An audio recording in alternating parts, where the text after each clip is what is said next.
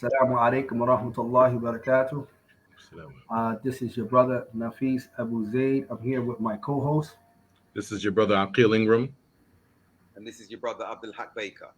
Alhamdulillah, welcome to another episode. I believe this is episode 6 to the Fajr Club with our esteemed host. And we're continuing with the framework that was put together and composed and developed by our illustrious co-host, Dr. Abdul Haq Baker. And we are on the third cognitive model, which is the adulthood, which we call the foundational Muslim. And hopefully we elaborate today on that. We let Brother Abdul Haq Baker give us a little insight into this particular stage of this cognitive model, and then we elaborate like we normally do, inshallah. Bismillah. Thank you. Jazakallah khair, Brother Nafis. As everyone knows, we looked at the first two of the four-stage cognitive framework that I developed, and we looked at the vulnerable, abstract sort of stages that were there. When we progress and proceed, which many of us are doing or have done, to the adult stage, which is, I term, the foundational stage. Why? Because there's a reflection upon the previous two stages, and also the life experiences have developed by this particular stage. Okay, remember we spoke about the fact that there's no specific time frame to each of the stages. But when you embark upon the adult stage, the foundational stage, you are now looking at actualized experiences and understandings of the deen. You've been in the deen long enough for that hype stage, the idealism, making some of the mistakes, having very basic understandings without the application of the knowledge that you've learned, or the misapplication of the knowledge that you've learned because of this overzealousness, this idealism, this lack of experience of how to practice Islam, the new faith, within the context of the society or the community or environment that you're living in. So this foundational stage now is you reflecting, readjusting aspects of your earlier beliefs, building more comprehensively upon those beliefs in order to practice a more contextualized behavior within the society now, being more comfortable with the religion and its requirements, and you being more comfortable in yourself as an individual, as a Muslim. So that's why it's the adult stage. You are maturing, it's maturation.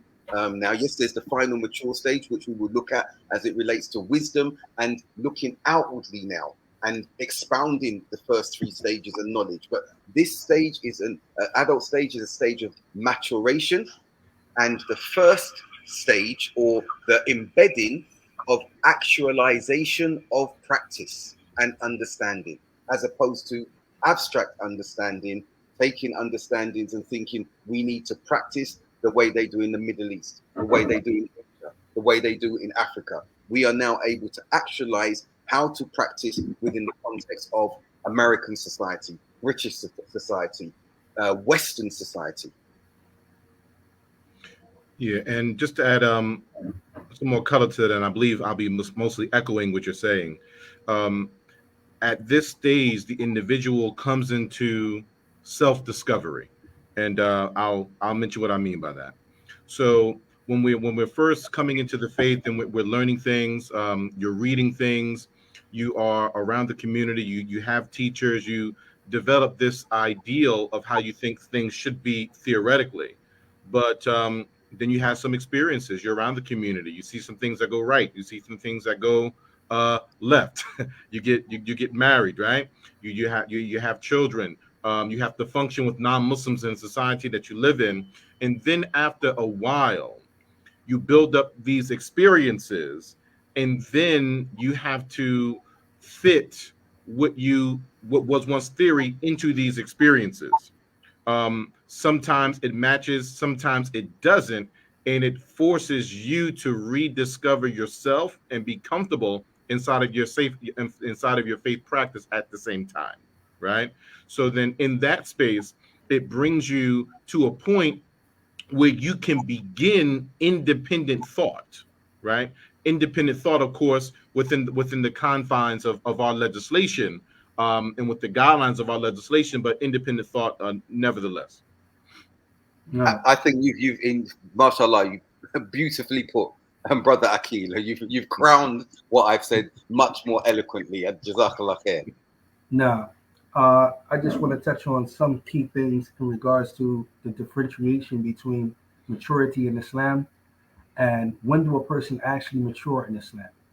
Is this tied to or associated with age? Is it tied to and associated with experience? Is it tied to and associated with how long a person have accepted Islam, have been practicing Islam? Is all of these things coupled in it? Because I know within this stage we say the foundational Muslim or the adult Muslim, right? And I also understand that just because someone been in Islam for a certain amount of years does not necessitate that that person has been practicing Islam or has been Right. studying Islam or properly understand Islam, right? So do we make a distinction there, or do we just include the fact that okay, he's been Muslim for 5 years, he's been Muslim for 10 years, he's been Muslim for 30, right? Do we include all of that and say, you know what, this person has experience in regards to Islam, or he has mature or whatever? What you guys think? Very good question, Nafisa. And I looked at that when I was applying this model in the intervention youth organization that I had. It was very clear that I needed to look at a socio-cultural aspect to each stage, socio-religious aspect to each stage, socio-academic level, all of these interrelated levels, because we had individuals who would come into the deen maybe at 40 years old, okay? And they would be at the founding stage with regards to knowledge and understanding and experience of Islam.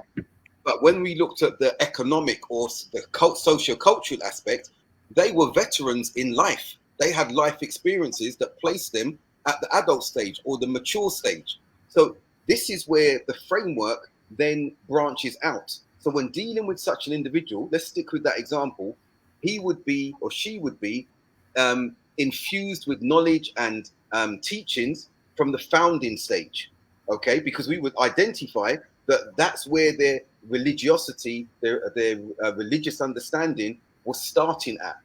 But we wouldn't treat them like they were children by way of age or teenagers by way of age. We had to take into consideration these are mature, experienced adults with life experiences that have been actualized experiences, having children, married, divorce, everything they would have gone through in the years there. So what we would have to do is deal with them, showing them examples from the seerah of Sahaba and of those who came to the deen in similar experiences as they did, but how those stages of religious learning were embarked upon and the level of intellect and maturity that was required to engage with them.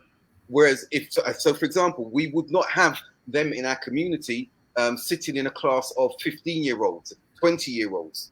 We would be dealing with them like the adults according to physiological, mental paradigms and understandings were. We would treat them, they would be in classes of peers of equal age because of those life experiences, because of those maturation, even if it meant that we were teaching them at the very founding fundamental stages of the deen because of their newness in that way. Then you would have another, flip it the other way. I'll probably have to play devil's advocate with you there. No, that's cool. That's cool. Yeah. And I don't mind that. So this is why we're discussing. Then you have a younger individual who has been on the deen. They've grown on the deen. Our children, for example, they've been going to the madrasas. They've been exposed to all of the knowledge. So we see that their knowledge of the deen in itself is maybe at the youthful or even adult stage with regards to maintaining their 5 daily salah. They may have performed Hajj. They've done Ramadan since childhood and everything. But with regards to their cultural, socio-economic situation, they are not at the adult stage. They are at the founding stage as it relates to life experiences, as it relates to going out into the world. So you can see where this dichotomy now comes, and you'll see the overplay and the overlapping of these stages in one individual. depending on these aspects that I've mentioned: socio-religious experience, socio-cultural, socio-academic, socio-economic. They are not all. Political. They can socio-political, absolutely. So they're not, as you said. It's a very good question. Do you treat them in the adult stage as we see sociologically in the Western paradigm? Is there religious aspects? We know what maturity is as it relates to the religion. Who are Rijal and who are Shabab in that particular instance? How do we treat them? You cannot just use that and say, adult stage, everything applies, and we're going to treat you in that way. Because that opens up, there may be mental problems, there may be mental health issues that are there as well, psychological issues. So it's not a one size fits all when you're dealing with this particular framework. Brother Aqil? I'm waiting on your devil's advocate, brother. Let's have at it. No, what I was saying is that, okay, so when you're mentioning that having someone meet a social standard, like for the social culture, social, social economics, and that they should be in a class setting with those of their peers, right? And not in a class setting with those who are younger than them that might not be at the same level, right? However, I beg to differ here because the Prophet ﷺ had youth and he also had older people in his class setting, right? Keeping in mind the measuring stick that Islam lays out to keep that from over blending each other is what is called ihtiram. And Brother Aqil can probably help me out here. Is a level of ihtiram. The Prophet ﷺ has a beautiful hadith when he talks about even picking imam, right? In Rahu Sahih Muslim. It comes to Muslim when he talks about picking the person who is more aqra, يعني fi kitabillah, right? Who's most read or well read in the Book of Allah. And then he goes down and lay down who was more knowledgeable in the Sunnah, right? Showing us this type of precedence or seniority, if you will, right? And he mentioned about 5 different things according to the narration. He mentions, like we said, being well read, what they say, afqahu, right, more fiqh, right? Being the person who knows the Sunnah more, person who made hijrah first, right? Who made hijrah before the other individual. He mentioned the person who entered Islam before, right? And then he mentioned sin. He mentioned age, right? So these 5 things shows us a level of respect that is given, okay? And that's, I think, what you're honing in on. Instead of putting them in a peer class where they have to be in the same class, no, they could be in there with youth, but it still should be a level of respect that is disseminated between each party. What you think, Brother Aqil?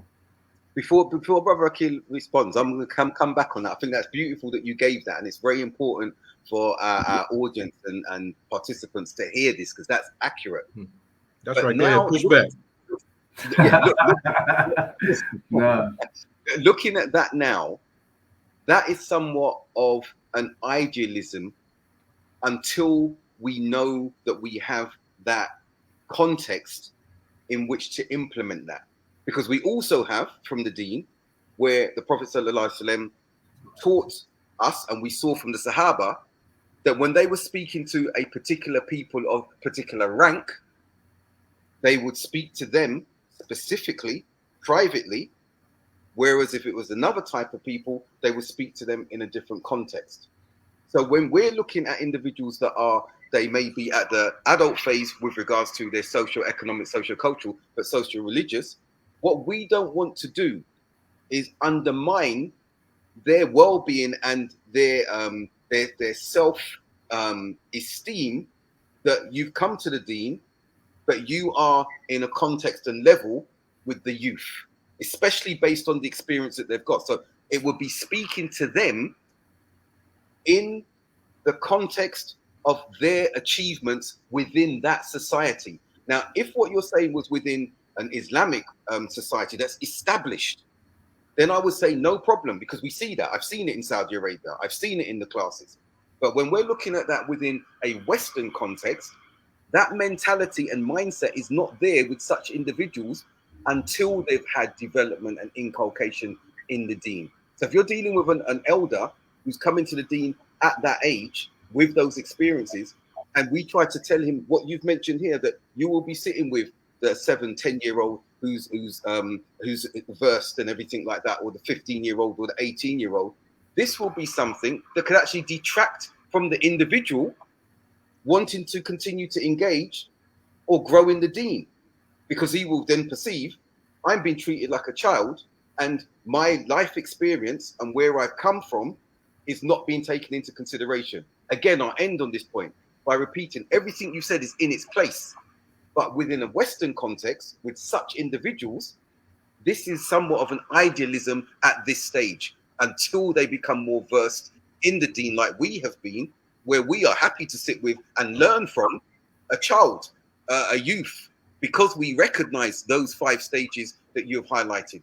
But until that is done, I think that in the initial stages, to deal with that immediately, I think will be quite harsh and an abrupt awakening for an individual to say your life experiences really don't count for nothing or very little because your deen aspect is here at the founding stage. Well, I would look to further this by saying um, we do learn that there is appropriation based on where a person is and the meeting that person where that person is actually at, and grouping that person with like individuals. I'll give a few brief examples of what I mean, and I'll try to use examples that I believe everyone is familiar with. We can look at the chapter of victory, Surah An-Nasr. And if we look into the exegesis of this chapter, we enter into the story of Umar, may Allah be pleased with him, and he will be a part of a gathering with the adult men, and he would bring Ibn Abbas to this gathering. Now, the first point here is that the other adults that were there, because Ibn Abbas was younger than this batch, um, they had issue with Umar bringing Ibn Abbas there because he wasn't an adult, right? He wasn't an adult, and he wasn't there for adult discussion. Um, or he wasn't expected to be on level to have adult discussion. So Umar asked them about the meaning of this chapter, and they mentioned their answers. And then Ibn Abbas, may Allah be pleased with him and his father, of course, mentions that this chapter is indicative of the passing of the Messenger of Allah coming near. And then Umar utilizes that to prove to them that yes, this is a general rule where we will have appropriation of similar folk, but we can make certain exceptions at times, right? Also, we can look to the Messenger of Allah sallallahu alaihi wasallam, and we look to the 10 who are promised paradise. When we look to the 10 that are promised paradise, we don't necessarily ask why are they distinguished as such, because there were others mentioned by name as well outside of those 10, right? Hassan Hussein, Thabit ibn Qais, Fatima. There are others. You can go down a list of many others that were mentioned by name to have paradise. So then why these 10, right? From the reasons is that these 10 governmentally were the cabinet of the Messenger of Allah, sallallahu alaihi wasallam, right? They were his private council, and they were the batch by way of which leadership was to be chosen after him. So he identified this particular set for their appropriate qualities, and he would interact with them in a way that he would not interact with others, right? We also can look to the different battles that the Messenger of Allah sallallahu was involved in.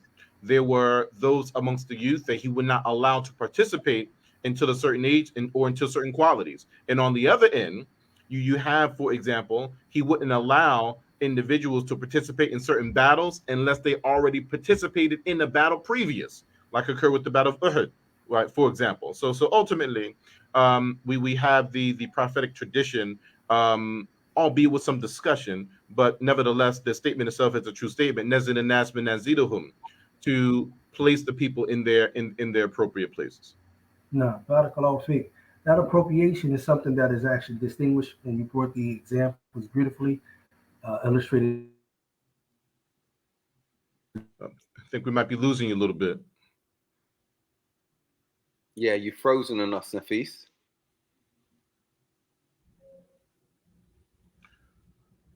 Well, we'll give him a few more seconds, but I know you wanted to, you were mentioning a point right before, or wanted to mention a point right before I mentioned my point, Dr. Baker. No, I think what you said has been beautifully put, Aqil, and I think it speaks to what we have both been saying, because that exception, the exceptions you've quoted, and the example of Ibn Abbas, I think, is a fantastic example. There's also the one of Ibn Umar when he was with his father, and when the Prophet ﷺ asked which tree most resembles the Muslims, or the Muslims most resemble, and the Sahaba were all given the name, and we saw Ibn Umar remained silent until he had left with his father. This is in Bukhari. And he said to his father, "Oh, father, I know what the answer was," because none of them answered it. When even after the meeting had finished, and he said it was the palm tree. And Umar ibn al-Khattab and said how pleased and proud he would have been had Umar ibn Umar mentioned this in the gathering, because it was his son. It was a source of pride. So the fact that Ibn Umar didn't mention it because of his knowing his place, or feeling his place in that instance, I think is yet another example. As you've said, it's dependent on the context. But one key factor in what you've mentioned there, all of the gathering was Sahaba. They were established in the deen. What we're discussing at this juncture are newcomers to the deen who, while being at the adult phase, because of their newness to the religion, are at the founding, cognitive, rudimentary stage. So therefore, we're not talking about seasoned, established Muslims here. If it's seasoned, established Muslims, there's absolutely no issue with everything and the context and the examples that have been given. But here we're talking about new Muslims further along that stage of the cognitive model, so far as everything but religion. Then we need to take into consideration the audience and the gathering within which they are taught the founding and the founding stage requirements and prerequisites. And that's why I'm going to mention a couple examples briefly, and I know you you froze up there in the feast, and I want you to be able to repeat the entire of your point that we missed. But an example here is let's say when we were in the University of Medina, let's say, right, and there were certain individuals who their high school diplomas weren't accepted by the university, so because of that, they had to go to the high school after the Arabic program, right? And in certain rare instances, we had certain individuals that had to go through the middle school. Now, while it was very beneficial for them, it was also very tough for them to get through that because they're in class with kids. and everyone didn't get through that, right? Everyone didn't get through that. This also happens in the Azhar model as well, because generally speaking, anybody that applies to Azhar is not going to reject you regardless of your age. But the way that their model is, Arabic program, high school, and then you go to college, right? Regardless of what your degree is, right? You can test out, but you have to go. And there are a lot of adults that they just can't stay in class with the teenage kids doing teenage kid stuff, and they drop out, right? And they just drop out because they can't handle it that way, right? So there is something to the point that you're making, Dr. Baker. Nafis, your point? Yeah, no. I understand. I understand the point that he's mentioned about about the appropriation, but I still wanted to be honest. Even in the Western society, just to piggyback on what you were just saying, when you go to like a program, horseback, no pork. Or yeah, right. The horseback on what you were saying. When you go into a Western educational system and you're at the age or adult age, they don't put you with all adults. They're going to put you in there also with you. You understand what I'm saying? Even if you're taking a GED program, even if you're going to take whatever, you're going back to college, whatever, they don't say, well, I'm going to place you with all of your peers and I'm going to place you with all of your peers. No, they're going to let their curriculum and their system run the way it's ran or conducted, right? My thing is that Islam counterbalanced that by ihtiram, which I would like you guys to harp on. That respect should be given. It's not a point of just saying identifying people by their social standing. Islam didn't have to do that. The Prophet didn't say I have to identify you as a chief. I got to identify you as such and such. Even though he took acknowledgement of that himself, right? He still didn't say I'm going to make this a standout stick. No, I'm going to show ihtiram. Because you're a chief, I'm going to speak to you in this way. Because you are such and such, I'm speaking to this way. And this is what I think Brother Abdul Haq Baker is saying. But what I wanted to add out is that we don't have to align classes like that. Whereas though now I have to put my social group with my social group. I don't see that in Islam. We don't have to do that, but we should have ihtiram. Respect should also be given. Inshallah. I don't know what you I think we're all talking within the same direction. What I would say, and Brother Nafis, that would be ideal. But let's look at where we are now. We are seen now more as the old school, even though we have older school than us now. And let's look at what has happened between the generations and continues to happen between the generations, especially in the Western construct and Western environment. We don't see it as much. It exists in the more culturally Arab, Asian, African communities, but we are seeing a breakdown and lack of respect of the youth as they believe they've gained knowledge, and then they start becoming ostentatious and haughty and disparaging of their elders who may not have studied in the Jamia or anything like this, or acquired the Arabic to the degree that they did. I remember when I came to the deen, we did the same with our elders, because and I think this is the value system amongst us as black people has been destroyed from slavery, and we've been trying to reclaim it, but not knowing how to do that right up until where we are now. And then when we come into the deen, we have all of those values there, but we've been practicing those values with an Arabized hat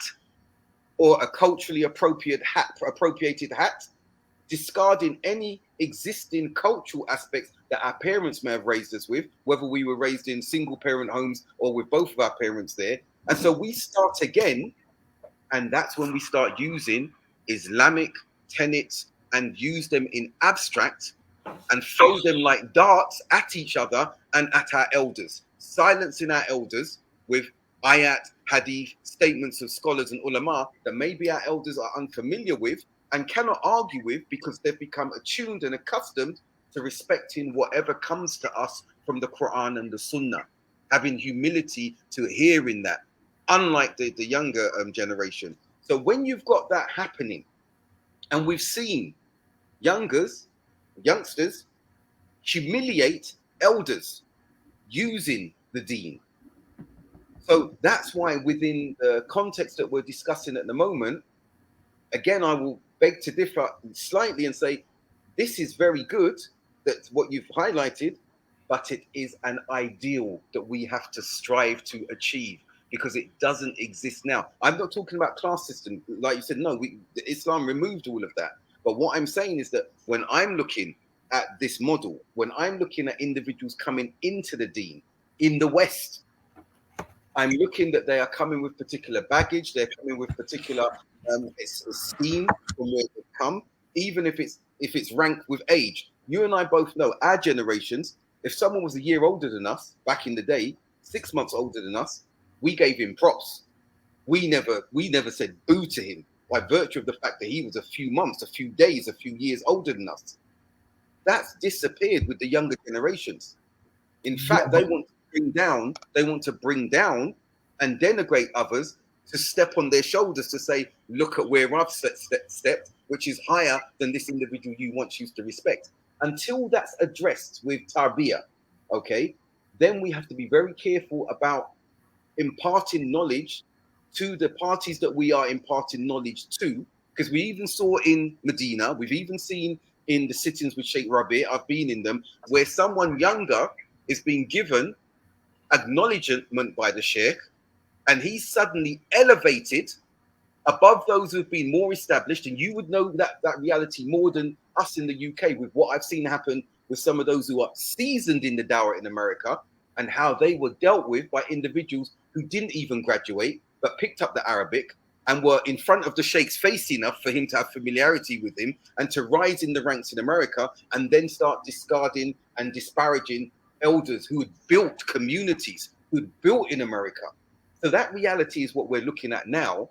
And the framework that you've mentioned, the religious framework, which is beautiful, is perfect, the Prophet ﷺ taught us, it's not being applied. It cannot be applied. Take a step back. But but you're still overlooking something. The individual obligation upon any person who's learning knowledge, and me and Aqil talked about this in the other episode where we went over those stages. Aqil broke down reaching the level of knowledge and then application and then wisdom and so forth. You have to look at the person who's learning. A lot of the youth that learn, either their intention can get contaminated, either their sincerity becomes contaminated. They reach a level of arrogance, ostentation. They actually reach that level. So they become arrogant. They don't respect their elders. They don't respect those who preceded them. This is not something that we say that we don't address or we don't acknowledge. But then at the flip side, we shouldn't turn around and say that, we're going to look at as if trying to apply what Islam already laid down as if this might be a little bit abstract. I don't think that. I think honestly, if you take a look at those narrations I was bringing to you, they apply with whether in the Western construct or Eastern construct. They're the same. So what stage? At what stage? At what stage? Yeah. The level of respect need to be taught. First and foremost, I was going to lead to another thing. When I was asking y'all earlier about when do we understand maturity in Islam? There is an age of maturity in Islam, right? There is an age. Right. The age is actually 40. Allah talks about it. Ibn Abbas talks about it in the Hadith. The Prophet ﷺ talks about it as well. Yeah. You know what I'm saying? And a lot of Muslims today don't understand that age or that milestone. When you reach that milestone, they don't understand what that means. What does it mark?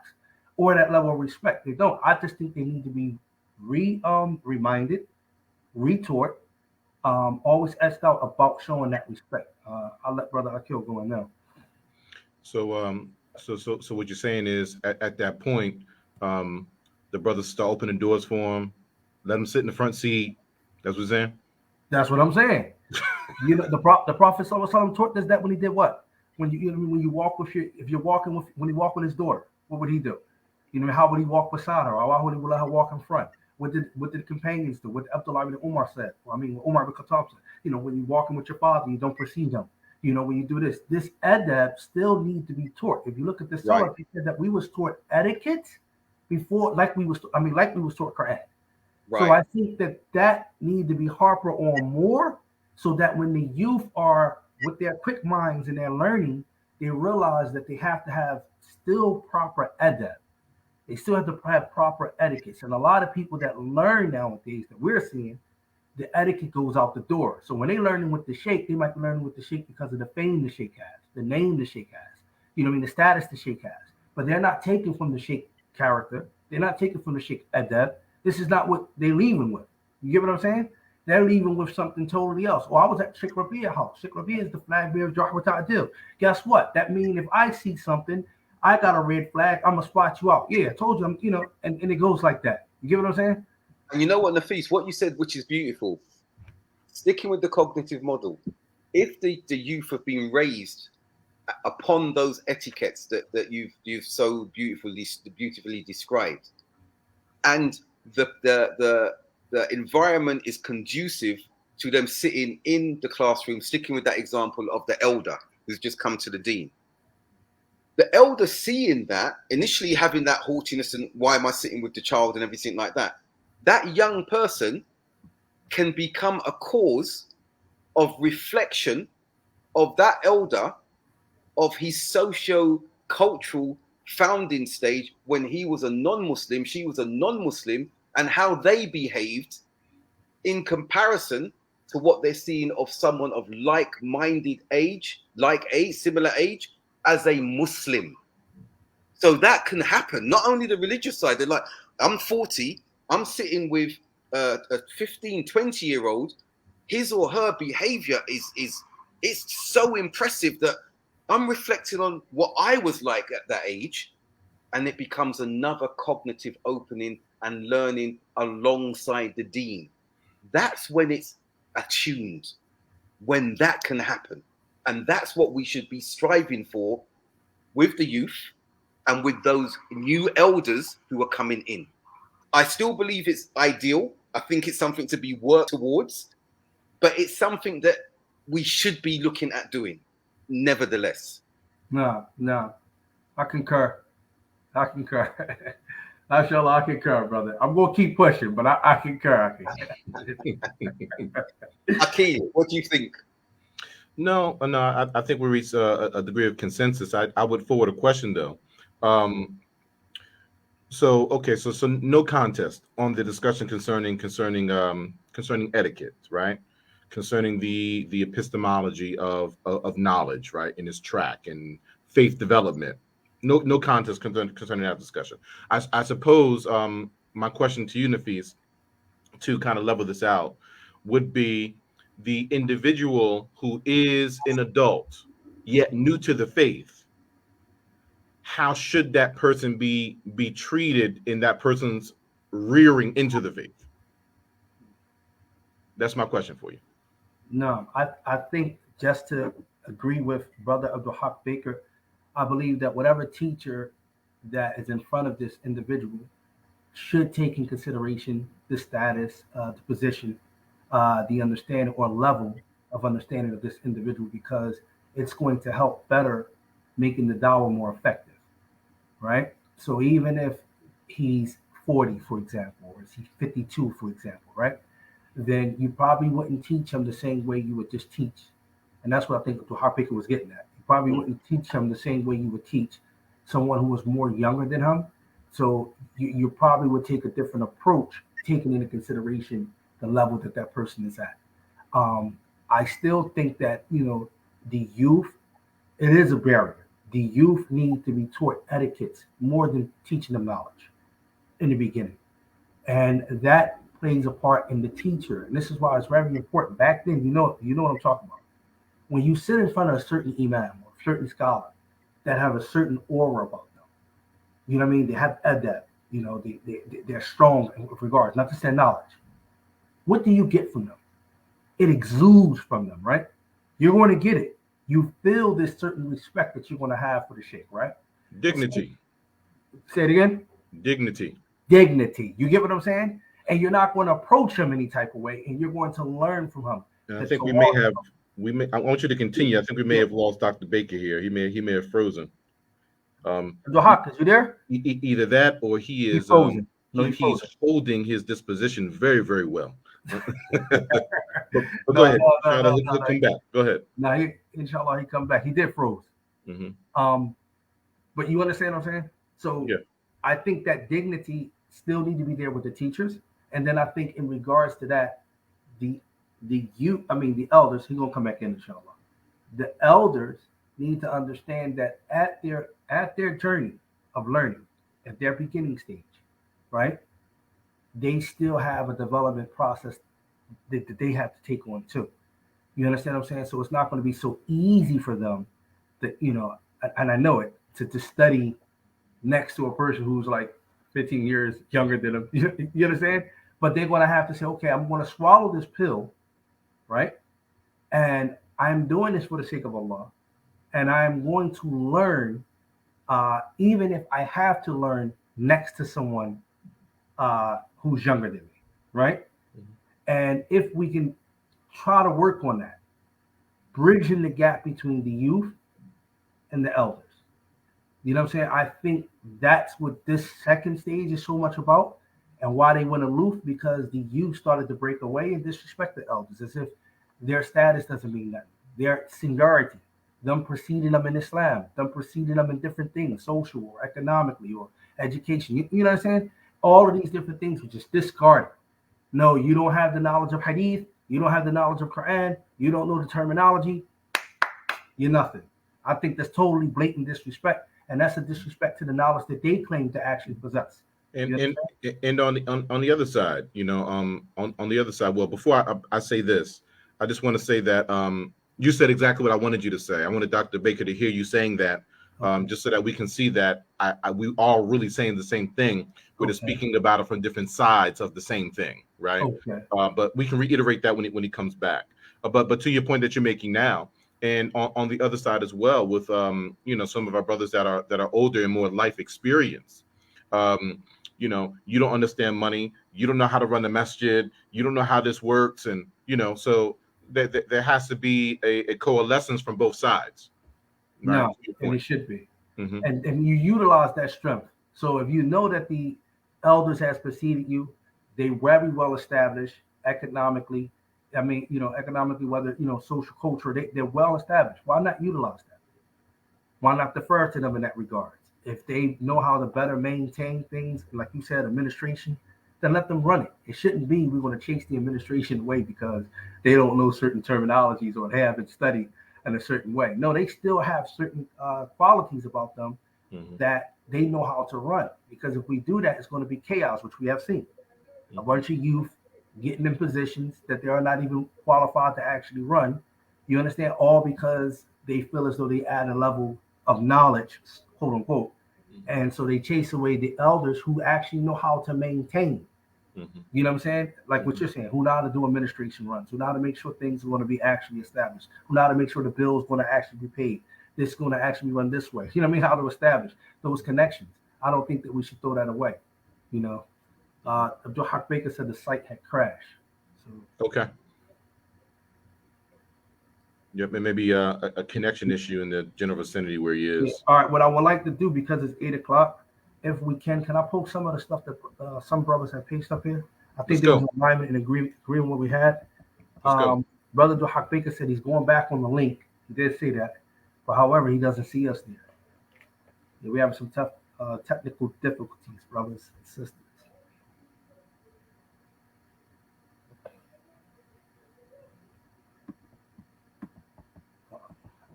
Okay. Our dear brother Sheikh Abdul Qadir Abdul Khaliq, he states here, to Aqil's point about the Azhar system, that is exactly my experience, and there was a lot of failure due to it. As far as respect, while it should always be present, that is a separate issue from what is the most effective learning environment for different levels of people. A Friday khutbah is more general than a classroom setting. Go ahead, brother Akil. That's true. I concur, doctor. He also says here, Oh we just no, lost. no, no, no, you got that. So you concur with that. Okay. Yeah, there was Uh, a further point, a second point I gotta find it. Let me that see. he was making there. All right. So Akil point. Okay. Yep, it was right after that one.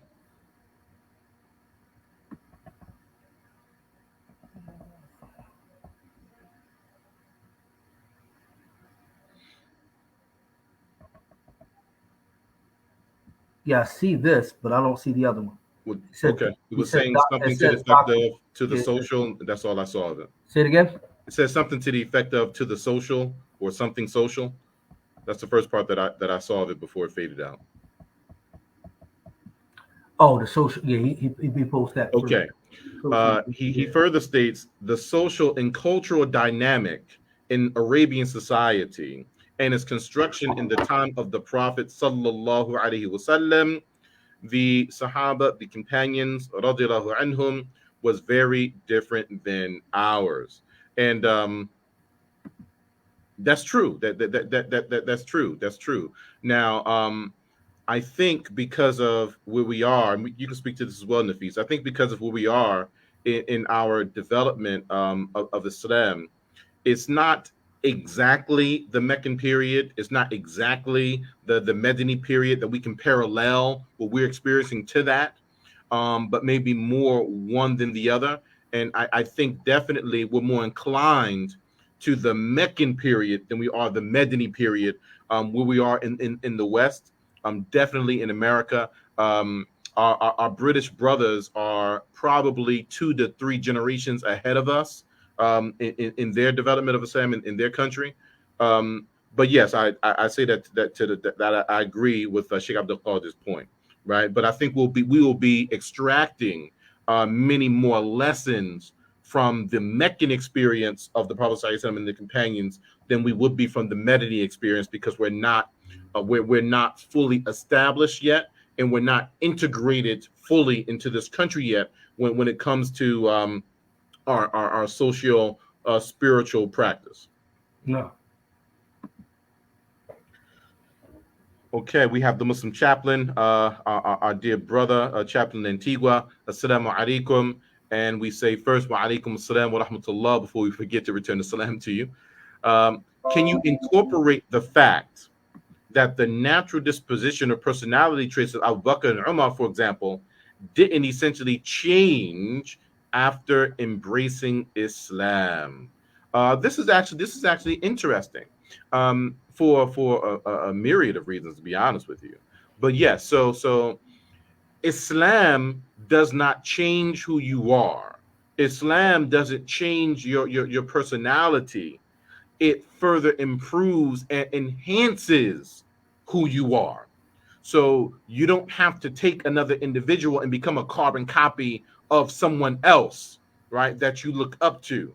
That's not necessarily the case, right? The Prophet ﷺ, he has mentioned خيرهم خيرهم في الجاهلية خيرهم في الإسلام إذا فقهوا, right? The best of them in the pre-Islamic stage are the best of them in the Islamic stage if they acquire understanding, right, of the faith, if they acquire depth and understanding of the faith. So this speaks to the fact that Islam recognizes that we're not being asked to change who we are, right? And the Prophet ﷺ, he interacted with the people this way. There was so much. He didn't change the language of his people.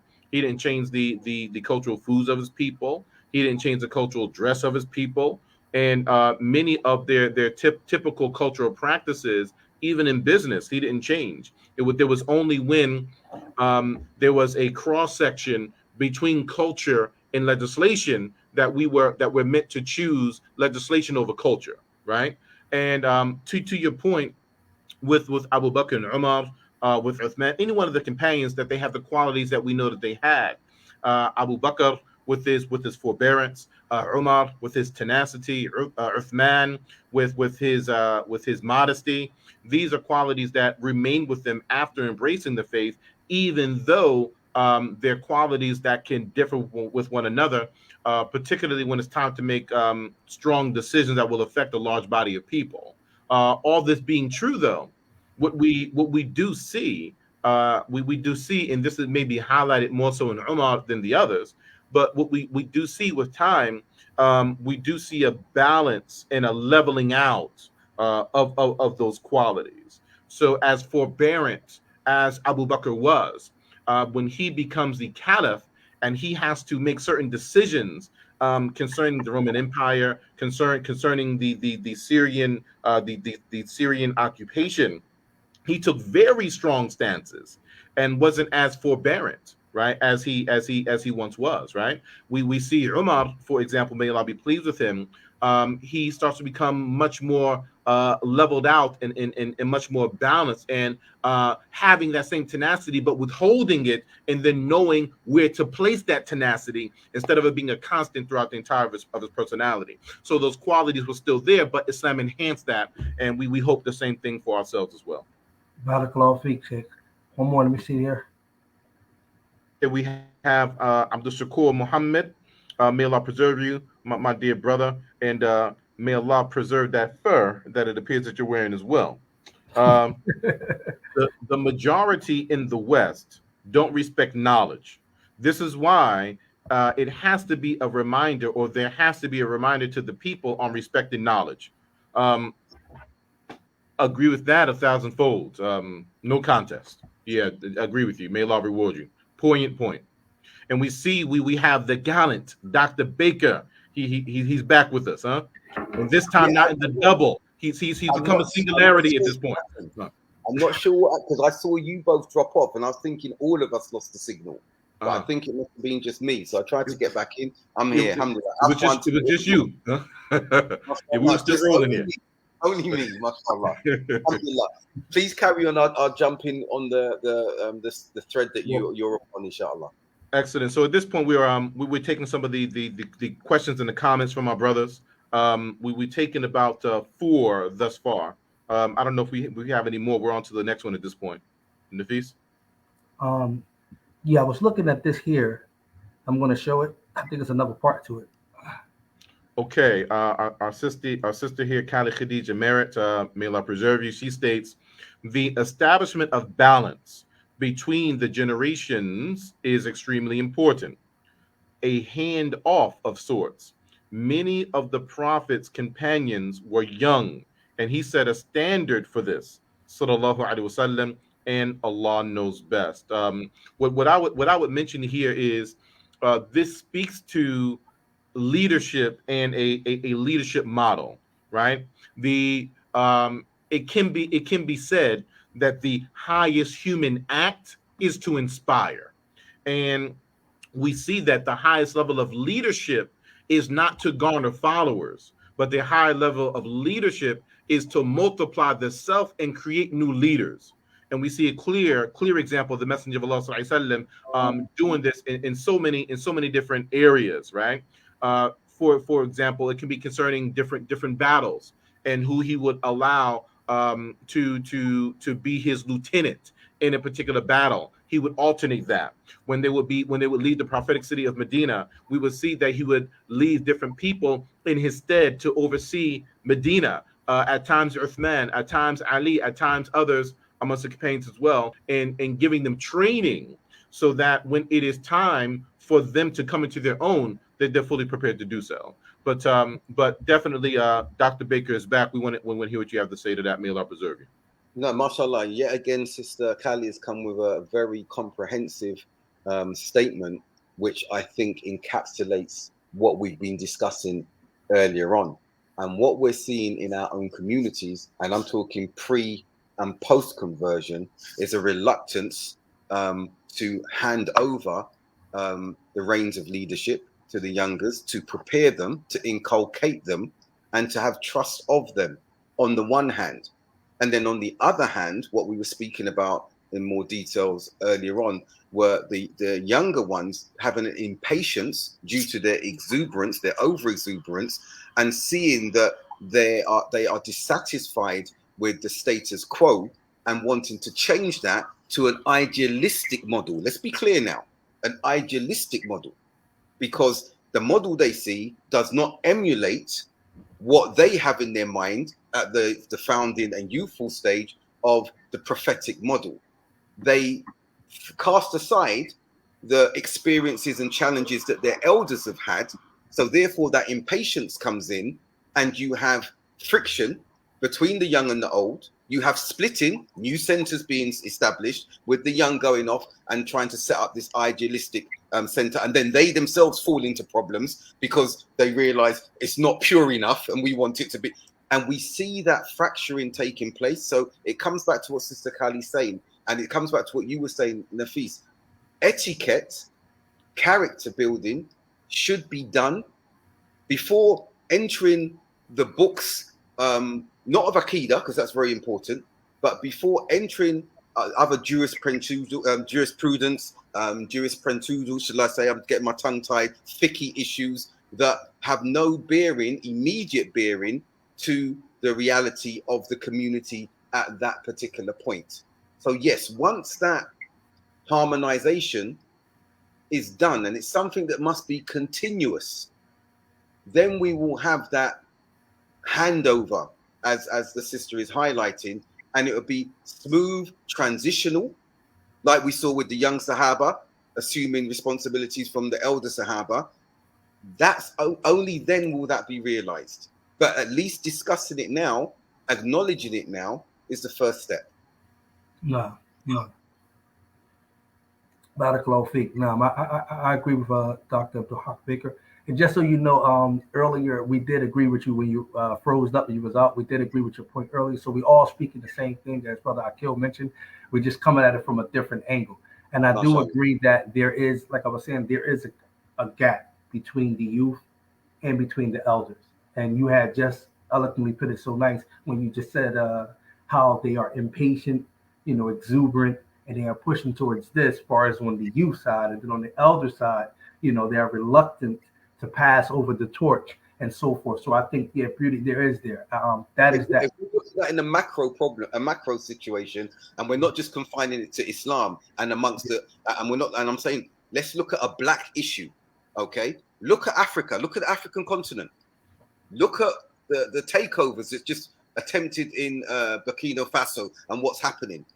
There is this, and we know this comes back to the deen now. I said it's beyond. I'm not talking just about Islam at this point, but we come back to the deen when we look at the problems the Prophet ﷺ highlighted so eloquently, that the love of leadership, what an evil wet nurse, an evil weaner it is, because once you've tasted power, whether it's corrupted power, effective or ineffective power. You don't want to leave the seat. And we find, you can look on the African continent, you can look elsewhere, you can look in the West, look at Trump, you can look in the UK at the moment.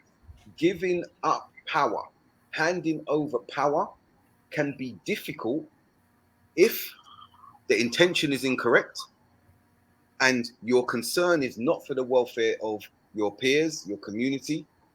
It's about your nafsi.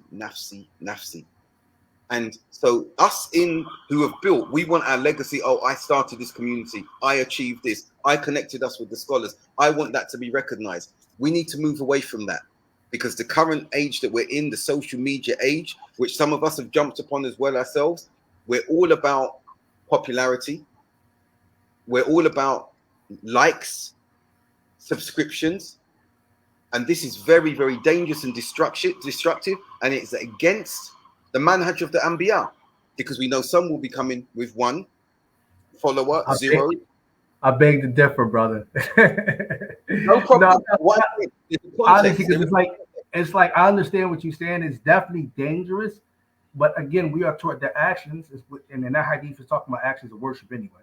But actions are of worship is and needed are judged by intentions.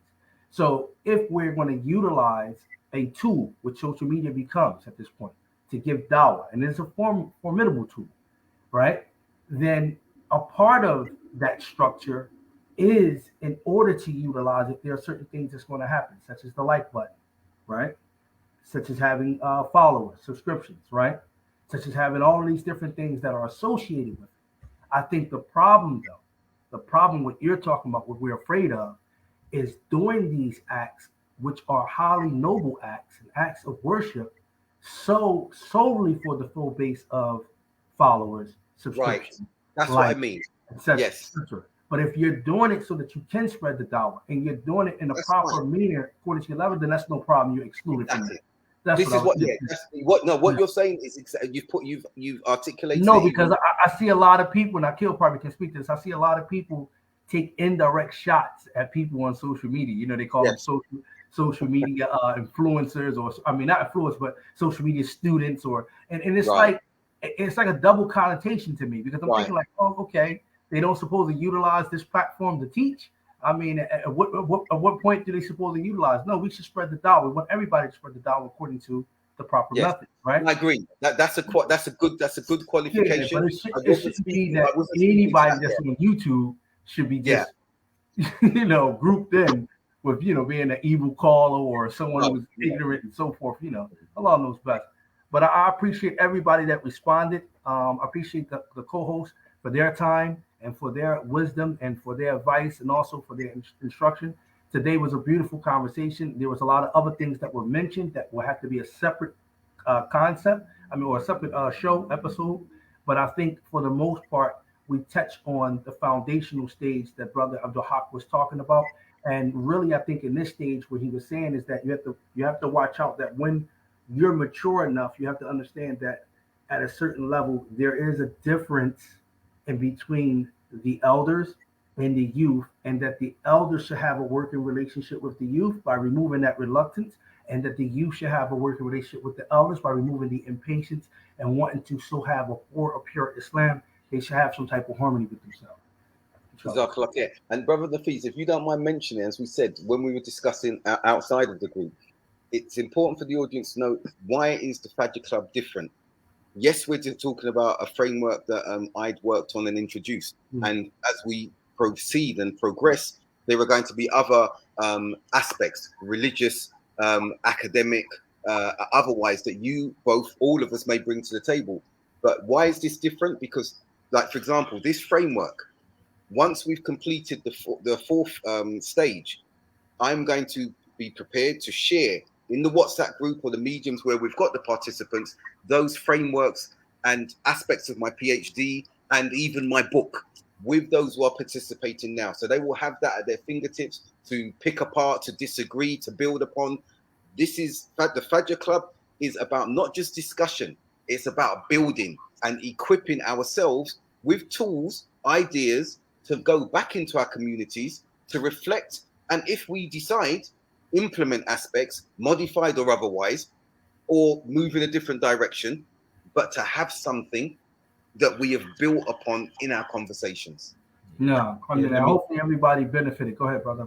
Yeah, and just let me add to that very, very briefly. For those that have become a part of our community, the Fajr Club community, we see your talking points, we see your suggestions, we see your questions, and all of that, and we want to be able to incorporate that into our discussion. So what we're looking to do is we want to set a foundation for this broader discussion. So this is why we're working through Dr. Baker's cognitive model, so that once we have that foundation, we can then take some of your thoughts and your concepts, your questions and suggestions, and then speak about that whilst utilizing this cognitive model as a base for our discussion, so that we can actually move the discussion forward. So after we have completed this cognitive model, we'll be coming back to revisit a lot of your suggestions and such, and move the discussion forward that way. So we definitely appreciate you. We see you, we hear you, and we'll be working with you as we move forward. Okay, Tayyip, this is your brother Nafis Abu Zaid. This is your brother Aqil Ingram. This is your brother Abdul Haq Baker. We thank you guys for tuning into the Fajr Club. Inshallah ta'ala. Stay tuned for next week. Inshallah. Assalamu alaikum wa rahmatullahi wa barakatuh. Wa alaikum salam wa rahmatullahi wa barakatuh.